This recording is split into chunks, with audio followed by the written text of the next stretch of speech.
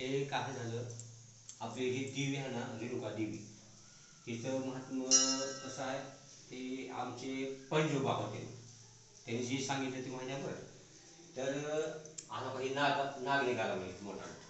मग नाग निघाल्याच्या नंतर मग एक खाल्ले बामणाची बाई आहे, माणगाव.